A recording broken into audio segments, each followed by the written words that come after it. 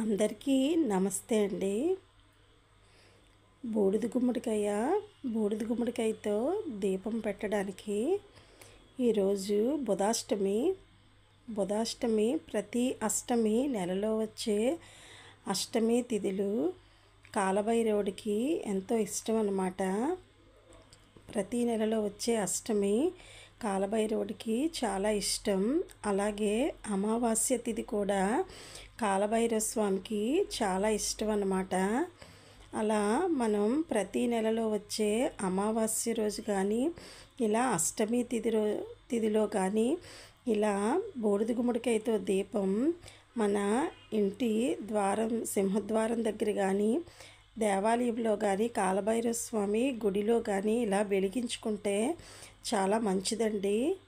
నరదిష్టి అది పోతుంది, మన ఇంటికి చాలా మంచిదన్నమాట.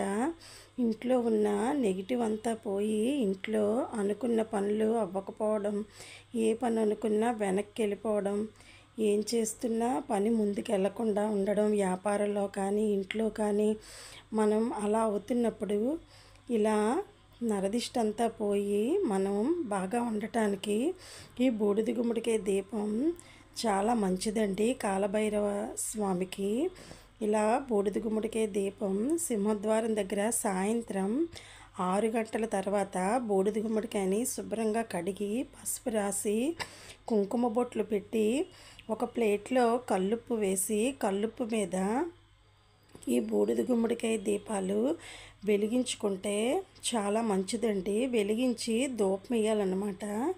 ధూపం వేసి వాటికి పక్కన బెల్లం కానీ పంచదార కానీ కొద్దిగా నైవేద్యంగా పెట్టి ఇలా నేను ఈరోజు అయితే ఇలా పూజ చేసుకున్నానండి. బుధాష్టమి కాలభైరవ అష్టమి అన్నమాట.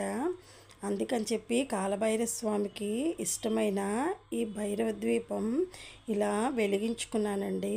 సింహద్వారం దగ్గర ఇలా వెలిగించుకొని కాలభైరవ అష్టకం చదువుకున్నాను. ఇలా చదువుకోవడం వల్ల ఇంట్లో ఉన్న నెగిటివ్ అంతా పోయి ఇంట్లో మనం అనుకున్న పనులు జరుగుతాయండి. ఇలా ఎప్పుడైనా సరే ప్రతి అమావాస్యకి అష్టమికి అవ్వకపోయినా ఇలా మంచి రోజులు వచ్చినప్పుడు ఇలా మనం వెలిగించుకుంటే అప్పుడప్పుడైనా సరే ఇంట్లో ఉన్న నెగిటివ్ దిష్టి అంతా పోయి వ్యాపారంలో కానీ ఇంట్లో కానీ అంతా మంచి జరుగుతుందండి. ఇలా వ్యాపార స్థలాల్లో కూడా వెలిగించుకోవచ్చు. ఏదైనా బిజినెస్ చేస్తున్న వ్యాపారాల్లో కూడా ఇలా పెట్టుకుంటే మన దిష్టి అంతా పోయి మంచి జరుగుతుందండి. ఎవరైనా బిజినెస్ కానీ షాపులు కానీ పెట్టుకుంటారు కదా, అక్కడ కూడా ఇలాగా సింహద్వారం దగ్గర ఇలా దీపాలు పెట్టుకుంటే దిష్టి అంతా పోయి వ్యాపారం అభివృద్ధి చెందుతుందండి.